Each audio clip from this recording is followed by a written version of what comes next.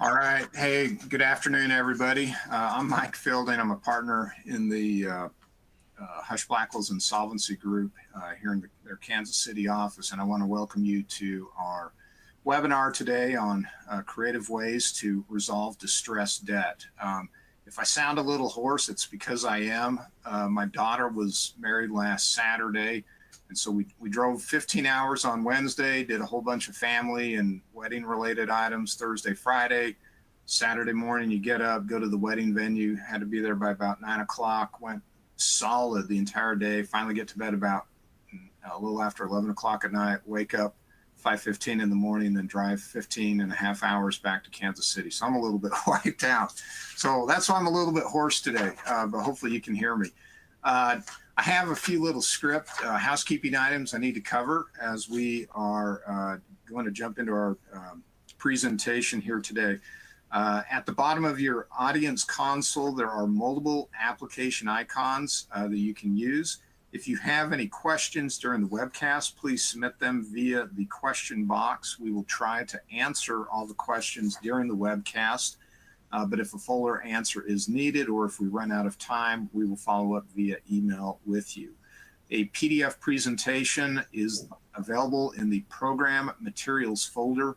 There is in particular one particular slide that you're going to see in our PowerPoint presentation that I think will be particularly helpful. So you will, if possible, want to try to get a copy of the program today so you have a copy of that slide. Excuse me, this program has been approved for legal education hours, and to report your hours, you need to click on the CEU icon at the bottom of the screen. A certificate of attendance, including the course numbers, will be emailed to you tomorrow, along with a recording of the webcast for watching and sharing, and it probably will be a good way to put your teenage kids to sleep. I know it would mine. Anyway. But that's not to say it's not important. We're actually going to cover some good stuff here today. Toward the end of the program, please be sure to complete the short survey at the end. We really appreciate the feedback we get. It's actually really valuable as we're trying to craft educational programs that are beneficial to you and the issues that you are facing. Now, co-speaking here today is my law partner, Michael Brandis. Michael is a relatively new addition to Husch Blackwell. He is up in our Chicago office and does, similar to me, he does workouts, dealing with distressed debt in all different facets. He's been a really great addition to the Husch Blackwell team. So with that, we can get started with the presentation. Now, I'm going to just give a really super fast overview. You can really kind of break today's program into two parts. Michael's going to cover the first part, and I'm going to cover the second half. The first half is really covering the groundwork. We're talking about creative debt creative ways to resolve distressed debt. And what you'll hear when you get into my portion of it is it's really a process. You need to have a particular mindset to get into this creativity. And in order to do that, you need to have a really good understanding of the perspective of the different players, which is what Michael is going to be covering. And he's also going to be laying the groundwork for the process for engaging in a kind of a creative debt resolution thought process, so that whatever your particular situation is, what we're trying to do is empower you to really think through the issues in a meaningful, helpful way so that you can find good, efficient resolutions to the challenges that you are facing. So without further ado, what I want to do is I'll turn the time over here to Michael, and Michael, we'll let you get running with it. Rock and roll. I appreciate the dad jokes, Mike, and congratulations again to you and your family and your daughter's wedding. Thank you. My mother always said Michaels were trouble, and I think that's right. Anyway, so getting started, as Michael was alluding to, perspective is absolutely imperative in terms of figuring out how you got there. There's a mess. There was a reason that led up to that mess.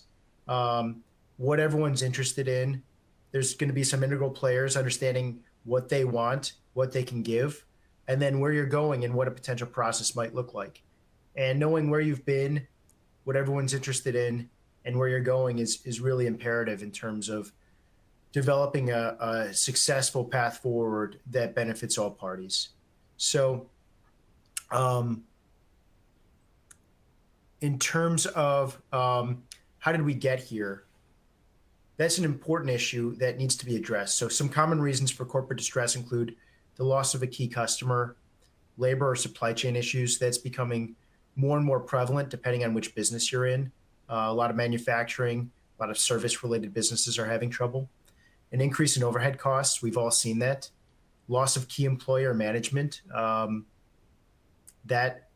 death of someone can end up disrupting what a company and what they look like, where they're headed, especially again in service related industries. Fraud or mismanagement. It's interesting as an insolvency professional how often you find when the bull markets the waters start to recede, you find that people perhaps were putting money where they shouldn't have, or something else, and it can be a hodgepodge of different reasons. Mike and I, and those of us in the insolvency community, end up being brought disasters, problems, and they come in all shapes and sizes. They come in all different forms. So remember also that not all distress is financial distress. It can be operational.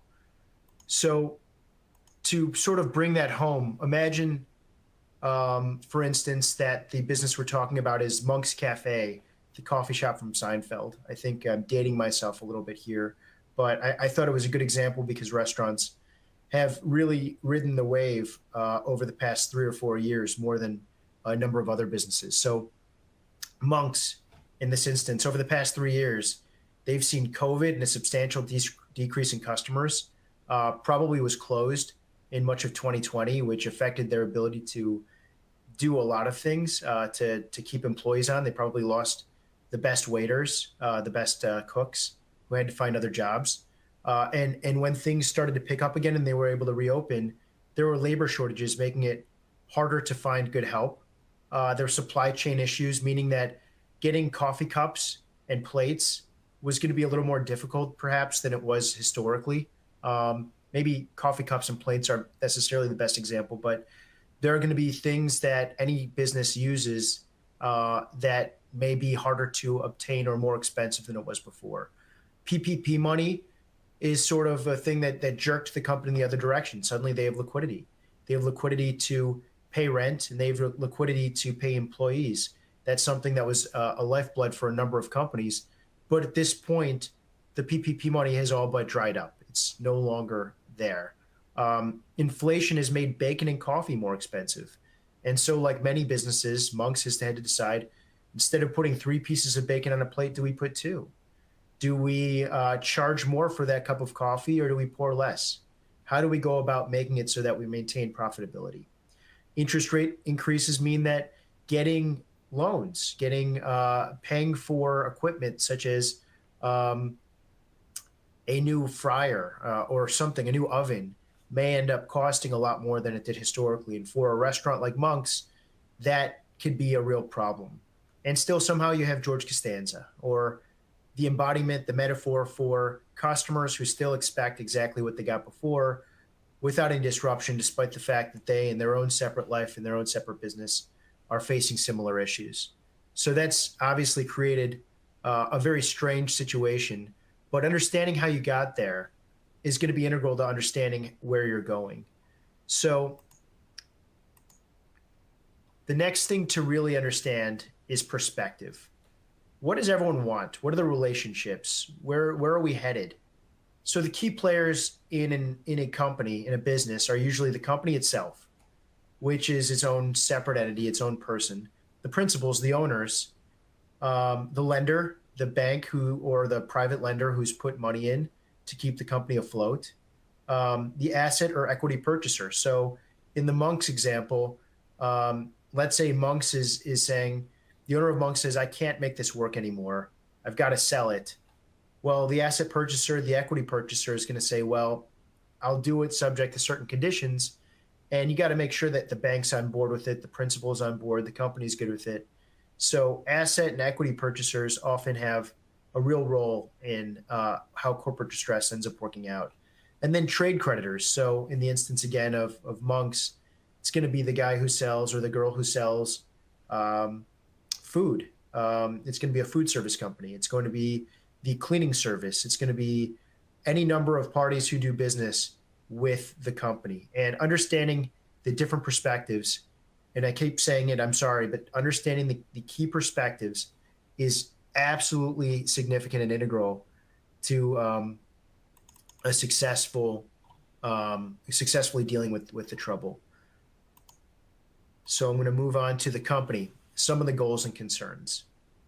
So the company's number one goal, they have a default in their loan, they have some other issue. Forget the various other perspectives. The company wants to stay alive. It's a ship in the water, wants to stay on the water, it doesn't want to sink. To the extent there's bad debt, it wants to restructure its debt. To the extent there's bad contracts, it wants to get rid of those bad contracts. So for instance, let's say Monk's has a supply chain agreement with a provider of bacon, and then it provides for bacon being sold at $2 per piece of bacon. And the market has changed, and suddenly the cost of bacon is 50 cents per piece of bacon. Well, Monk's is going to say, well, what do I do about this? I'm having real financial liquidity issues, and I'm seeing a contract on my balance sheet. I'm seeing a contract that is affecting my liquidity, my ability to operate as a going concern. How can I deal with that bad contract? Restructuring options. They're going to be interested in what they can do to essentially shake things up and get back to profitability, and then possibly selling unprofitable divisions or assets. So let's say Monk's owned a cookie store next door, and that cookie store was just unprofitable. The lease didn't work. It was a bad idea that had the best of intentions. So in that scenario, the question would be whether or not the company can sell the cookie division. And then some of the concerns include lender foreclosure, a situation in which the company loses everything, creditor lawsuits, reputational damage. So Monk's wants to keep in business, but at the same time, there's, if they end up shuttering their doors for a while, or the quality in the bacon or coffee goes down, people are going to think Monk's is no longer a quality restaurant. And then end of life. So the company's going away, and that's a problem. Before I move on, Mike, did you want to add anything? No, I think you're covering it really well here. We did have one question come in really quick, which I'll just hand hit right here because you've touched on it. One of our viewers asked, what do you do? What steps should be taken for a bank to protect its AR collateral in a Chapter 13 situation? Because I think Michael's describing a situation where you've got a ship that's starting to sink and the bank is concerned about that. And to the person who posed this question, I think I'll just respond with, the steps I would take in Chapter 13 are the same as in Chapter 11 as well. And that would be when the company or individual or whomever it may be files for for bankruptcy, what you want to do is file with the court a notice of non-consent to use of cash collateral.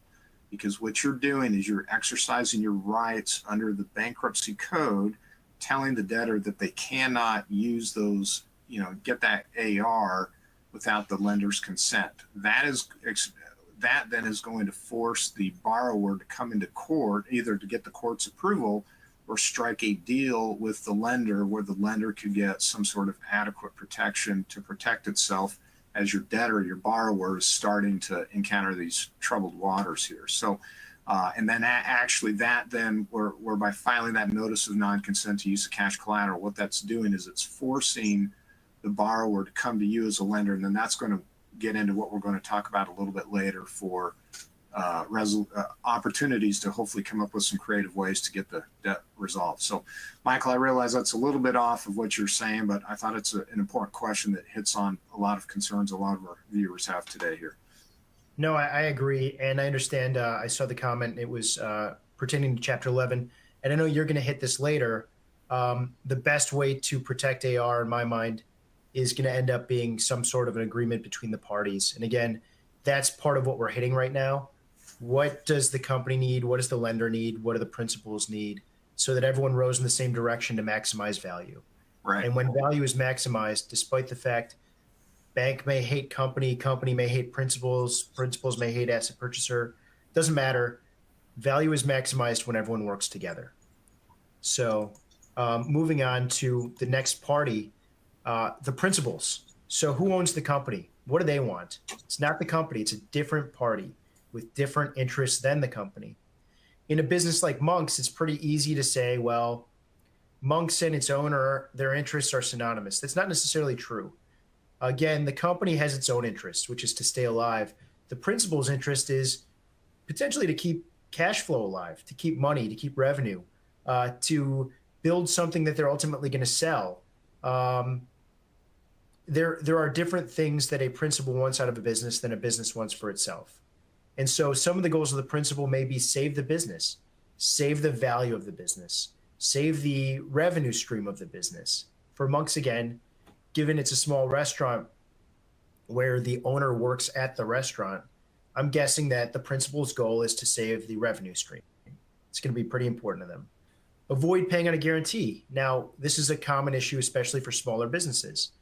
Bank's not going to come in without saying, hey, I'm going to lend you XYZ dollars. I'm going to lend you $100, but you're a restaurant. And I can't do that without saying that I'm going to be protected on my collateral. So what I'm going to do is I'm going to lend you the 100, but I want you to guarantee it. Well, the principal may say, well, that really affects my thinking about what's going on here.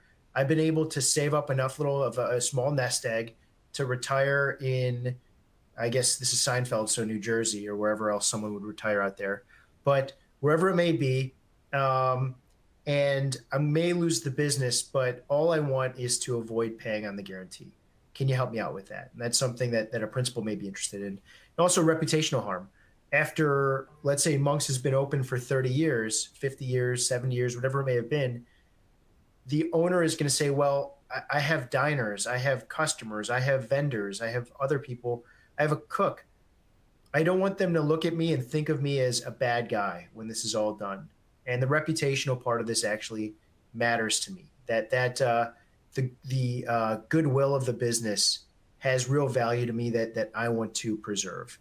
Some of the concerns mean losing the business, cash flow issues, losing personal savings, reputational harm and that pertains to the business, and reputational harm that is personal. So again, using the Monk's example, the reputational harm for the business going out of business affects both the business itself and then the principal, and those are different, but nevertheless they are elements of considerations that we see business owners contemplating when they're making decisions about how to assess and deal with a distressed business. So it's not all hard dollars.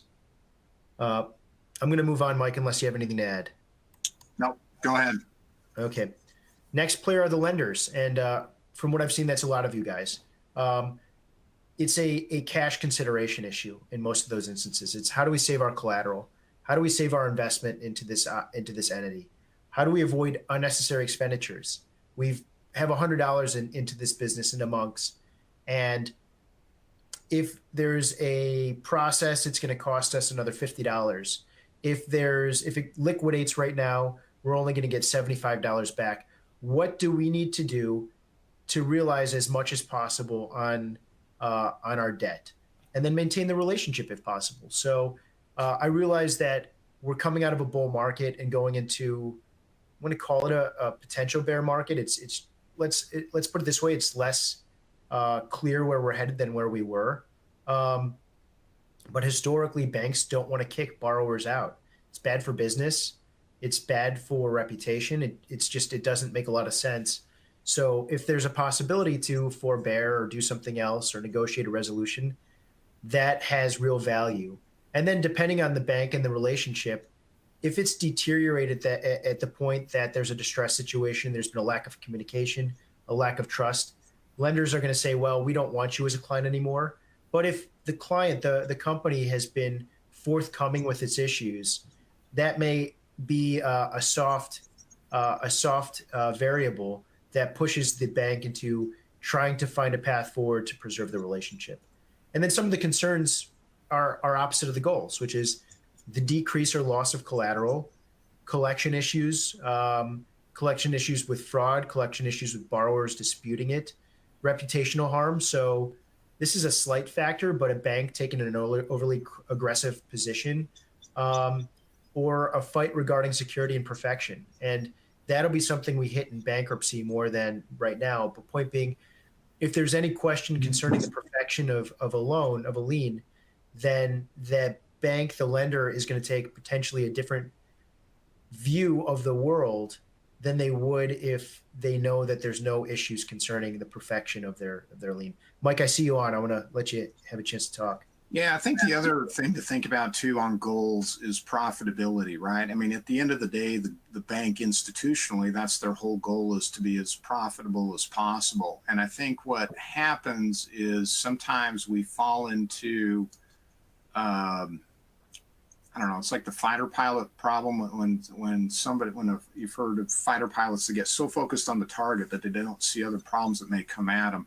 And I think that happens when you get into a distressed debt, because the fighter pilot analogy there is our target is so focused on maximizing collateral that sometimes we may lose perspective of the broader goal, which is just overall profitability for the bank. Now, the reason I say that is because I've certainly seen situations where if you get the debt tied up in some long, protracted situation where you're not, getting payments on it, getting some sort of pay down, what's happening is the bank's not able to redeploy the collateral or the capital somewhere else to make it more profitable. And so overall, that's going to hurt bank profitability. Now, the reason I say that is, sometimes we've got this human knee-jerk reaction of, I want to win, I want to prevail here, I want to get what I can, I don't want to give up anything. But the problem is we may, in doing that, we may realize that by me trying to maximize ultimately a recovery out of this situation, what I'm losing out right now is the ability to immediately maybe liquidate all that collateral, get that capital right now, maybe at a little bit of a reduced amount than what I might otherwise get over time, but then have that ability to redeploy that capital to some other borrower where it may be more profitable. So I think that's another important consideration just to keep in mind. I agree with all of that. I'm going to move along. So I alluded to this earlier. Another key party is the asset equity purchaser. And as an attorney, it surprises me often how much of an how important this party can be. So using Monk's Cafe again as an example, let's say bank says, no, we're not going to deal with you anymore, but we will fund a process. We'll fund a bankruptcy process. And in order to get you to do it, we'll release you from any guarantee. And the asset equity purchaser says, well, I'm not going to buy the equity. I don't want to own the equity because Monk's owner may have done all of these things that I'm not aware of. And so the idea of buying equity means that I'm inherently inviting a potential successor liability. It's not even a successor. I'm inviting a liability issue that I'm not aware of, despite any reps and warranties. And while I may end up having complete defenses to that liability, and Monk's owner may end up providing indemnifications, it's inviting potential issues, especially in a distressed scenario where you don't know everything out there. And when you don't know everything, that creates concern from a buyer's perspective. And so oftentimes we see asset purchasers.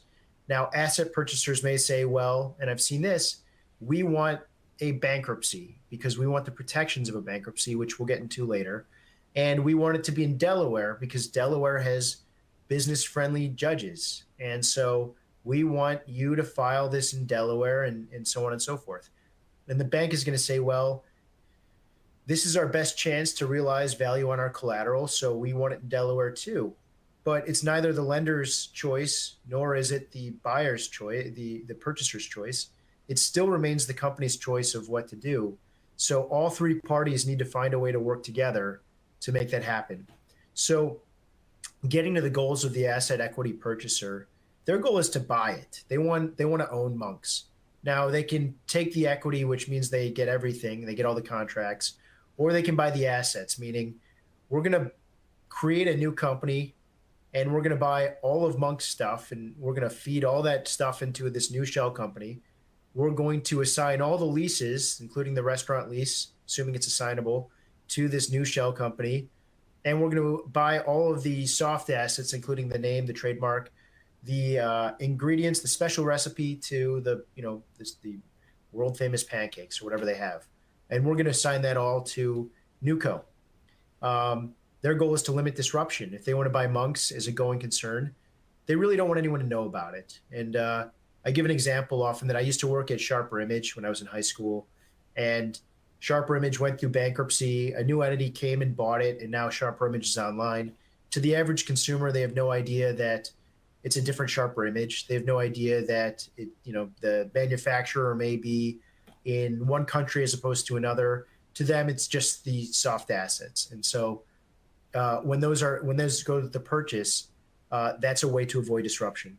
And they want to limit costs just like everyone else. They want to pay as little as possible, including to their attorneys, and for the overall price. And they want to limit risks associated with the process. And that limiting risks ends up being a pretty integral part of their decision making.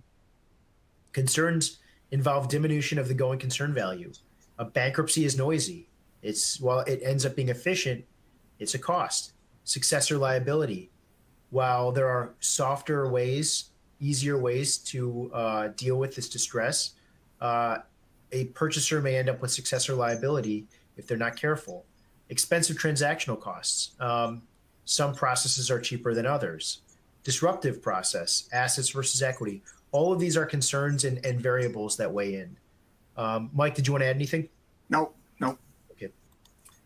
So moving on to the next crew, it's the trade creditors. And in many ways, these are just unsecured lenders. These are people like the people who provide the bacon without having collateral for the bacon. They're lawyers. We don't often have security collateral for everything, all of our services. They are the cleaning service in Monks. So for instance, in the event that Monks were to file for bankruptcy and the cleaning service that they used had not been paid in 2 or 3 weeks, they would be out 2 to 3 weeks without having collateral that they could go and then try to realize. So their goal is pretty simple. They want to get paid. They don't really care about much else besides getting paid. And if possible, they'd like to keep the customer relationship alive because that's a source of revenue. Their concern is simple, not getting paid. They just want their money. And so for them, it's a question about what's the easiest way forward to do that and what's the cost associated with it. Oftentimes when I get calls from trade creditors, it's, am I throwing good money after bad? And in many instances, that's unfortunately the case. So, but they do play an active role in a lot of these matters. So moving on to the next slide, one moment. So we have the stress, we've got the problems. What do we do now? And there's a couple of options, and Mike's going to get into the fact that you can mix and mingle with all these things, and that's how you're going to get the best result. But really the top 6 are negotiation or workout, getting new capital in, an ABC, receivership, a bankruptcy, or foreclosure. So the best way to move forward, again, is one of collaboration. The quietest way is a negotiation or workout if possible. So in this instance, the lender and company can come to some sort of an arrangement. Will often include a forbearance and maybe some additional liquidity, a path forward to get back to profitability. And the company may need to offer additional collateral or third-party guarantees to get there. And that's where the parties come together and say, hey, Monks is coming out of COVID. We lost our key chef. We lost some customers. But look, we've got the best location in all of Manhattan. Just give us a little breathing room. And the lender's going to say, you know what? You've been a client for 30 years. We think that you can get back to profitability. We need a little more security. And so, you know what? We're going to work with you. The benefits of negotiation or workout is it's less expensive. It's less obtrusive. The lender maintains the client. The company continues as a going concern. And if it makes sense, you can include things like a sale process. So, hey, Monks, you know what? You're 70. The owner of Monks. We'll lend this to you, but we're only going to do so if you agree to sell the company. You go through a process and you sell it to Nuco in the next 6 months. We're going to let you, have some runway, but we are concerned, and this is the path forward. The drawbacks, it's not really a drawback, but sometimes it's just no longer viable. Monk's has been shuttered too long. They can't get anyone in because the cost of getting an employee, getting a waiter is now $50 an hour. It's just not practicable anymore to keep this operation afloat. And it might add unnecessary risk to the lender, the company, the principal, if the path forward is no longer viable. So let's say the fact that the lender loves the borrower loves the lender, everyone's happy, but the business no longer works because bacon is just too darn expensive. Getting a waiter or waitress is just too expensive. Well, in that scenario, a negotiation or workout only has so much value. That goes to the next part. Well, what about new capital? And that can be part of a workout, but if the current lender is unwilling to provide additional capital, then perhaps a third party might. It might be junior or mezzanine debt. Often a bridge lender will come in with higher interest rates. So XYZ Bank says we're in for $1 million already. It's the most we can go in, but we would consent to someone coming in below us, and they can have, they'll have a lien that's subordinate to ours, and they can charge interest rates that are commensurate with having more risk. So our rates are 5%, and they come in with interest rates that are 15%. It depends on where the market is, but those are scenarios. There could be an equity infusion, perhaps a new, let's say Monk's again, that Jerry Seinfeld says, you know what, I'm not eating anywhere else, and I realize there's a problem. So you know what, I'm going to pay $1 million to Monk's, to the owner of Monk's, to buy 50% of the restaurant. And as part of that, I want it to go to, not necessarily to go to the owner, I want it to go to liquidity. And that may solve a number of issues. Or a capital infusion from current equity. The owner of Monk's says, you know what, I'm going to sell my vacation house in New Jersey. I'm going to keep this afloat. This has been my life's work. Some common sources, again, are alternative lenders. And after Dodd-Frank, there's been a number of alternative lenders who have popped up. We don't have the time to get into that right now, but it's a huge cottage industry. And then again, equity. Mike, you're jumping in? Yeah, we had a question come in from one of our viewers asking about what states allow ABCs. The ABC is an assignment for the benefit of creditors. The answer is, I think almost all states, if not all states, have some form of an ABC, but there is a really big variation between the states, how they're administered. And let me give you some contrasting examples. So earlier this year, I completed one in California, an ABC, where I was representing a couple of lenders. And in California, there is zero judicial filings. I think that's one of the reasons you see so few bankruptcies coming out of California, is because out there, a lot of people do the ABCs where the assets are just turned over to the assignee and liquidated. In contrast, if you jump across the coast over there to Delaware, they have ABCs, but what you have to do is you have to file it with the court, and there's more supervision, and the costs are, going to be easily maybe $50,000 or more in attorney's fees just because you have this judicial oversight. Then you get other states such as Missouri, which is a little bit more of a hybrid, where they have an ABC statute, but and a lot of it's really done out of court, but you have to file essentially a listing of assets with the court. So the short answer on an ABC is really going to depend on the particular state where you are located, and whether or not you can do it. Yeah, and that is a nice way into this. So what you can do is often dependent on where you are. I'm in Illinois, and I love ABCs. They are efficient. They are extrajudicial, which means they're outside of court. The company can choose its own assignee trustee. So there are certain advisors out there who are experienced in this area. And the benefit, again, it's just going to be quite frank with this. The benefit of a company choosing its own assignee or trustee is that it's unlikely to pursue litigation claims, or less likely to pursue litigation claims against the party which assigned the company to that trust. Now, that's to say it's not going to happen, but more to the point that if you are the owner of a business, one of your concerns is not getting sued, and you're looking at your available options. One option is to say, well, this is a quick and efficient way to do it, and by choosing my own independent individual to oversee this liquidation process, it is quieter, and it's less likely that I'm personally going to get sued on this debt. Banks often like it as well because it's also quieter and it's definitively less expensive than a bankruptcy filing. So, depending on the state, and I've had discussions with people in different states, it's more of a viable option than others. And I understand that a number of you probably don't know what an ABC is. It's on the slide, but basically the business chooses a trustee and assignee. They assign all of their assets to the trust for the purpose of the trustee liquidating those assets or selling the company less likely in a going concern. So Monk's is going out of business. They find Frank Costanza. Frank Costanza takes everything and ends up liquidating the coffee cups, taking the going concern for Monk's and selling it to Kraft Foods, which has been dying to buy the trademark for Monk's forever so that they can throw it on their coffee cans or something. And so that's all a process whereby they maximize the value, the liquidation value. And then simultaneously, that trustee sends out a notice to all creditors saying, if you have a claim, if you're owed any money, send it to me and I'm going to pay it out.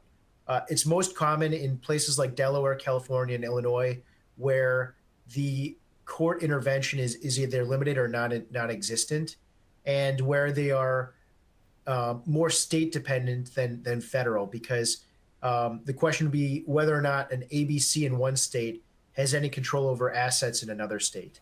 So for those companies that are primarily in California with all of their assets, all of their business, or in Illinois, it may be more of a viable option than if they're more of a national company. So moving on to the next one. Sorry.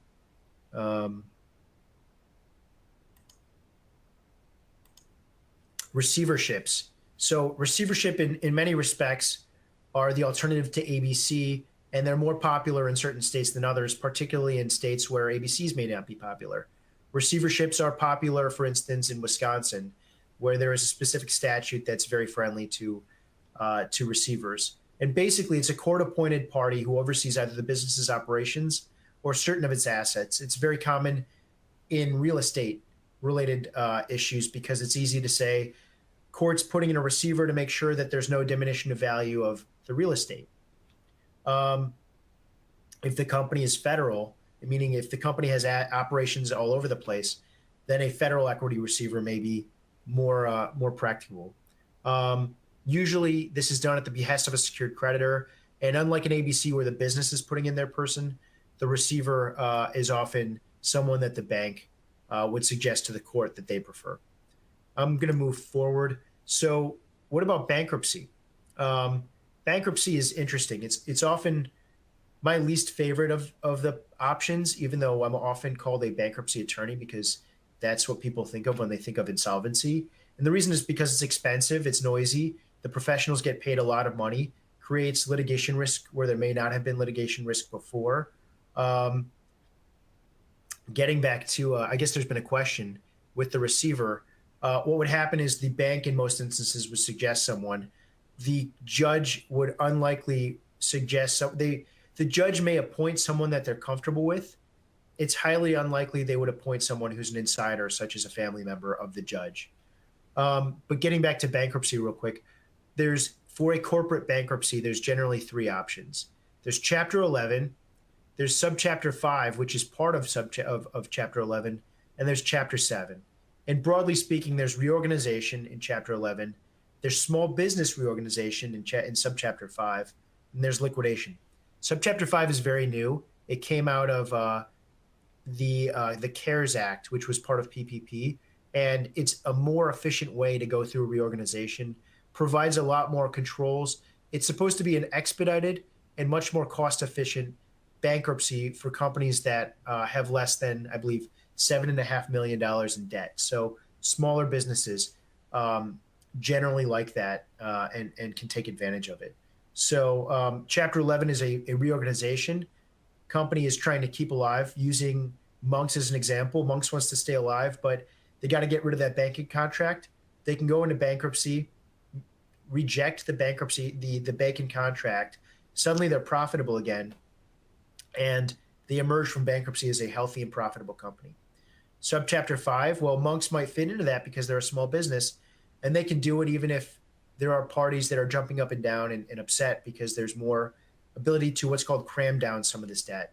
And then chapter 7 is saying, Monks, I'm handing over the keys. I'm done. It's been too hard.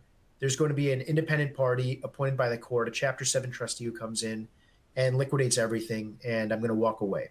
So with that, I'm going to turn it over to Mike to lead us through the next part of the discussion. Okay, so all right, so what you have here on the screen is, this is a slide that I've created. We've talked about the different options here, and what I've done is done some categorization on different remedies. And this is what I have here of the slide, what I hope will be very helpful when you're trying to think through different options and different remedies. And so what we've done here is you have a low, medium, and high on the left-hand side of the screen. And that is referring to the level of adversity between the parties, between the lender and the borrower.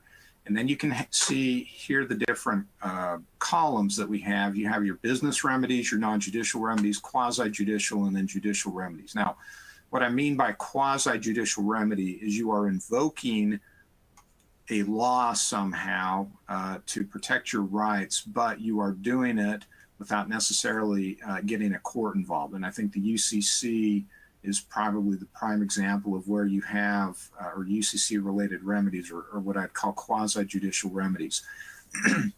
Now, the categorization that I've done here, you'll see that it,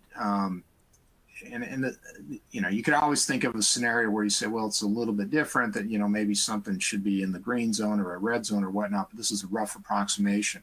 And you can see that there are what I call resolutions that are in green zones, where you have low levels of adversity between the parties, or you could have a high level of adversity between the party, and then you have your different options or remedies. Now, let's take this concept, this idea of this diagram or this chart, and then let's overlay it with 3 different items: your attorney's fees, your lost profits, and the certainty of outcome. And you can see that if you are in a consensual type resolution over time, you'll see that at the bottom of the screen, we have the timeline here. And so when you are in a situation where you can have low adversity, consensual resolution, what's happening is you're minimizing your attorney's fees, you are maximizing your lost profits because you're going to have the ability to redeploy that capital and use it somewhere else. And also you have a high certainty of outcome. And the problem that you have is, as time goes on, especially as you get into a more adverse situation, your attorney's fees are going to go up, your lost profits increase, and the certainty of the outcome goes on, particularly when you get into court and you're dealing with a judge that, who knows what he or she may do, or that eventually they're going to rule in your favor, but it may take that judge, you're hoping 6 months, and then it takes the judge 18 months to get to the outcome that you should happen. So with that concept in mind, let's go back and think about, or first off, let's talk about alloys. Now you say, what on earth does an alloy have to do with legal remedies? And there's a really important principle here I want to really kind of distill in your mind. And that principle is that with legal alloys, you are taking 2 or more pure metals or 2 or more elements, and you are combining them in a way. And when you combine the different elements, you actually get the benefits of the 2 different metals. And sometimes you get some synergies that come from the combination of the 2 metals, right? So an example that is in every one of our houses is brass, okay? Brass is a combination or an alloy of copper and zinc. Steel is a combination, an alloy of carbon and iron. And then bronze is a combination of copper and tin. Now, we're all really familiar with steel, with brass, with bronze, and we see the benefits of it. And it's that idea, that notion that we're trying to get different elements and combine them in a way to where we get a bigger, better benefit. So now with that concept in mind, let's go back here to the chart that we were looking at just a moment ago. And you can see that you have, again, the green, yellow, and red zones. And the element, I would say, if you're looking for kind of a creative, fast, or efficient resolution, you'll see down there in the lower left-hand corner this element of low adversity, non-judicial remedy, okay? Some sort of consensuality. And so when we're trying to get some sort of creative resolution, that consensuality is a absolutely essential element that needs to be added into the mix so that you can get a better outcome than you otherwise would get if you were to just pursue your remedies. And so again, I'm going to emphasize that. That is the critical point. The question, or the critical question, how can we get that element of consensuality brought into that, okay? So now I want to talk here about what I call the baseline result versus the settlement result. And you're going to, some of you may look at this and you may say, well, this is a duh factor, all right? But I've been dealing with lenders long enough that sometimes we need to see the obvious put in a diagram to help us realize some really important lessons. Now, what I have here in this diagram is you have a settlement. Okay, and the baseline is what you would get if the case is litigated. And this example here is based on a defaulted loan with real estate where you would be, where the bank would be foreclosing, potentially appointing a receiver. There's the possibility of redemption being done and then finality. These are all the key deal points. Now, if we think about a settlement, you can see for the lender on the right-hand side, the upper portion of the quadrant, those are the benefits that the lender would get. And the lower portion are the detriments, okay? And then on the flip side, the borrower is on the other side, and there's some benefits and also detriments. And the point is, when you get into a settlement type situation, some of your deal points will move in tandem, right? Everybody likes finality, so that tends to move the same. But there's other deal points that will go opposite. For example, maybe if you're in a settlement situation, one of the items or the carrots that you're going to offer is a waiver of default interest, okay? That's a detriment for the bank because you legally could be entitled to it, but that's a benefit for the borrower because that might be a big plus for them. So these deal points will go either up or down depending on what your negotiation is. Now, when we add in here what I call the settlement baseline, the key point here is that if you want to get a consensual resolution, when you're in these negotiations, everybody's evaluating it from the baseline of what happens if we just litigate this. And the question is, can we get to a better resolution if we settle? And the only way you're going to do that is if you take kind of the sum or average of all these different deal points that are going up and down. And if those deal points on average are above the baseline for both the borrower and the lender, that's when you're going to get the element of consensuality. You're going to get an agreement. Now, I've been working with, special asset officers for a long time. Some are excellent, very good to work with, but I've had others at times make kind of settlement demands on the borrower that I knew were just very counterproductive because they were cloaked in the language of a settlement, but in reality, the borrower or the adverse party was not really any better off. And it was actually kind of counterproductive to the overall efforts to bring about a resolution. If we then go in and factor in the element of, going on to the next slide, we've got the next element of bankruptcy, which I've put in here as the green line. And this idea is that we're not only evaluating a litigation outcome, but the borrower in particular is evaluating the situation through the lens or the baseline of bankruptcy. And what is the anticipated outcome for the borrower in bankruptcy? And again, if we want to get this consensuality, this resolution, the key point is that we have to be above the baseline if we want to get some sort of settlement. So there's some key points in here, and then I see we've got another question that we'll get to here in a moment. when you're looking at these baselines, it's really important to remember that these baselines can be changed with prior written agreements. Okay, so what may start out right here is a baseline. If you have a series of like a forbearance agreement or other agreements, you may incrementally be changing each side's baseline. That is really important because what you may not be able to achieve initially through a series of, I think the prime example is forbearance agreements or other situations or other types of graduated agreements, you can start changing the baseline to where you ultimately get a finality or overall resolution. The baselines are obviously predicted. Nobody has a crystal ball and can never perfectly predict what a judge is going to do. And because of that, because these baselines are inherently what I'd call fuzzy, that gets into risk averseness. And given that uncertainty of what that baseline outcome may be, how are we going to try to get a resolution here?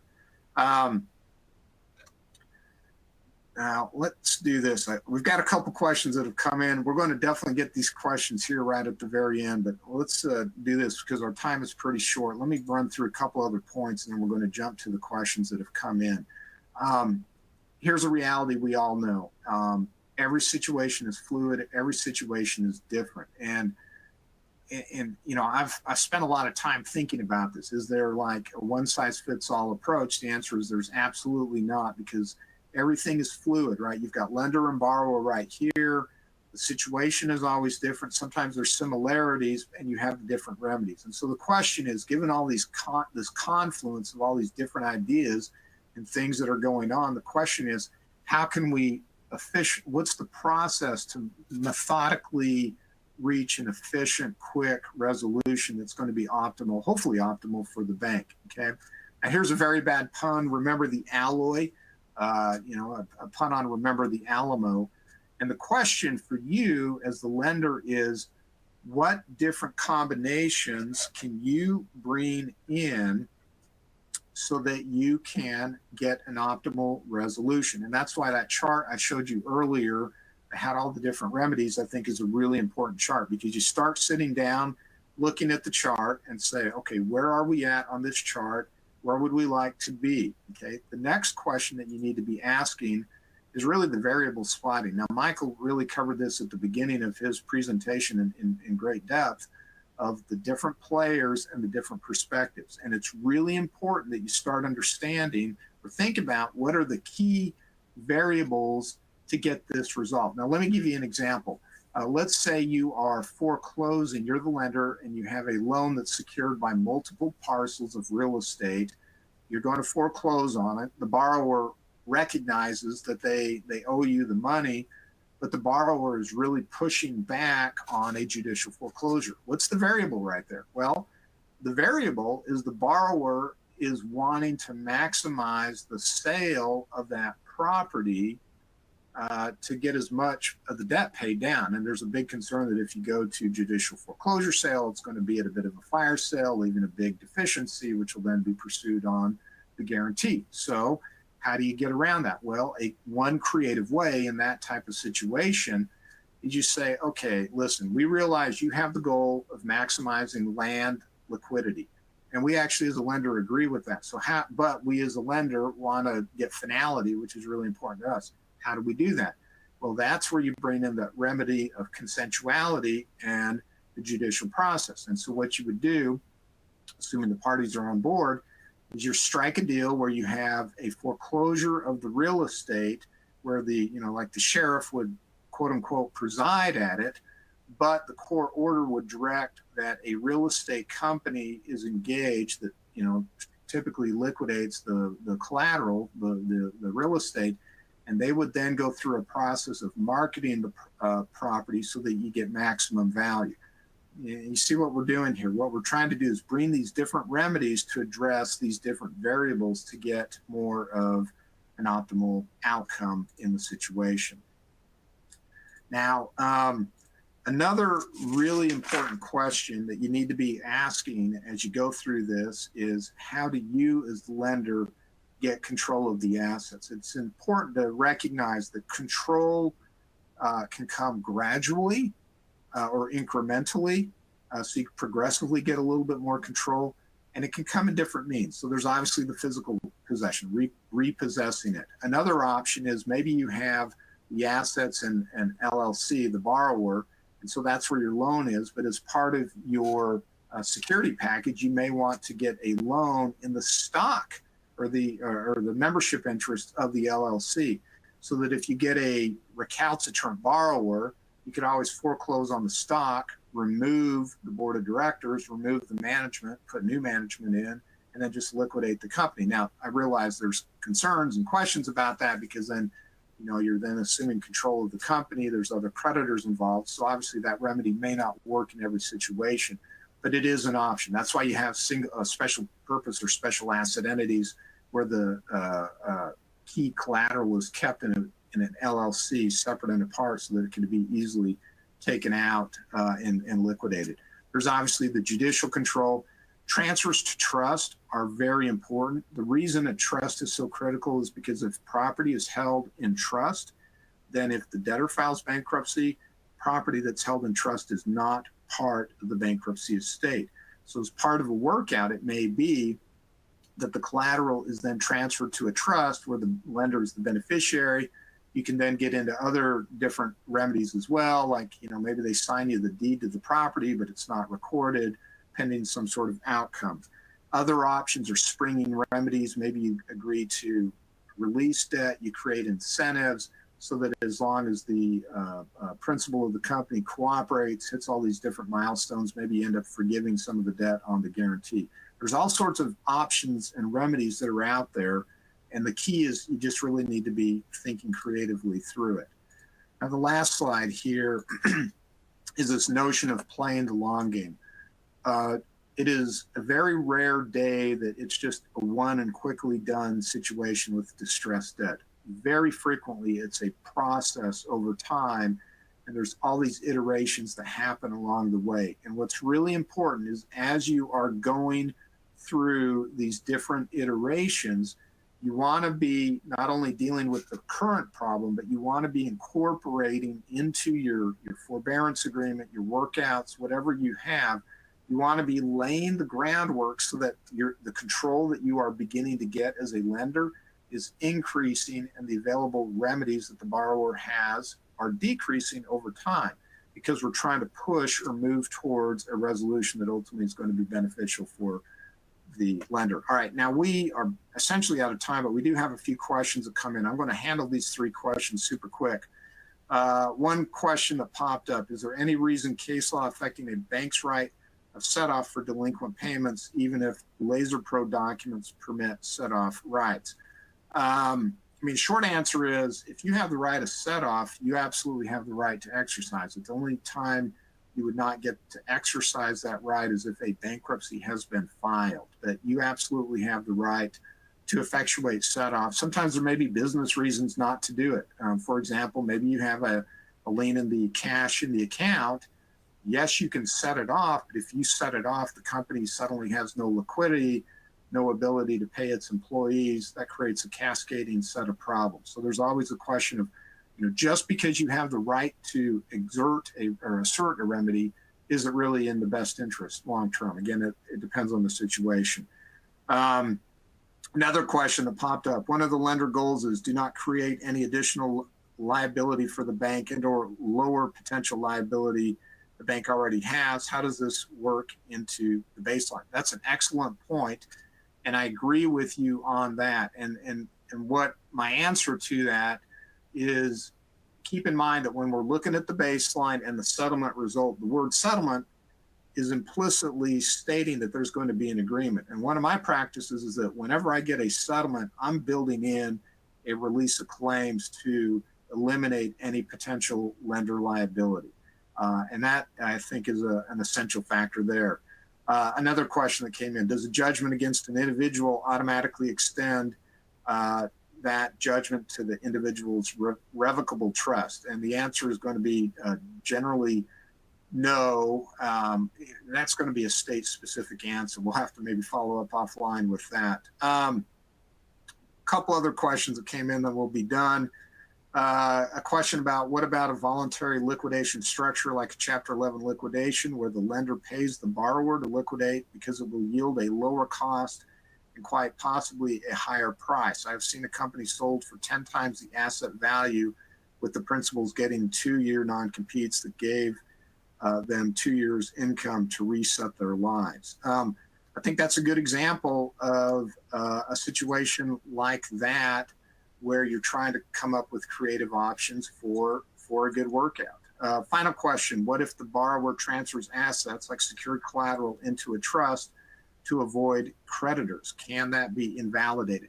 The short answer is if it's subject to your lien, even though those assets are transferred to another entity, your lien still follows that asset. And so just because it moves into a trust doesn't void your lien. Your lien is still valid and enforceable. And that's one of the reasons I like it, is because if it's held in trust and if you have a lien in it and you are the beneficiary of the trust, you have essentially double protection. The challenge, of course, is how do you get a borrower to agree to that? That then goes back to the incentives that you're going to play here or not play, engage in your discussions with the borrower. We're actually a couple minutes past over time here. We've had a great discussion here today. Michael, do you have any parting comments or thoughts before we sign off? Yeah, just the last note. I think that'd be a fraudulent transfer if you move assets from one to a trust. So there's ways to get it back, but the lien does transfer with it. Mike, I agree with you. It's been a great chat, and I'd encourage anyone who has further questions. We're always happy to talk. We're insolvency nerds, so reach out to us, ask us questions, and we'll get back to you. All right. So my final comments here, everyone. We thank you for joining us here today. Again, the program has been approved for continuing legal education hours. It's at the bottom of the screen. If you have any issues with it, email Michael or I, and we can work with our associate Emily, who's handling this, and we'll make sure you get the CLE credit. A certificate of attendance, including your course number, will be emailed to you tomorrow, along with the recording of the webcast. We remind you about the survey here at the very end. We would ask that you just take a minute or so to give us feedback. We really appreciate any feedback that you can give to us. And that concludes our webinar for today. Thank you for attending.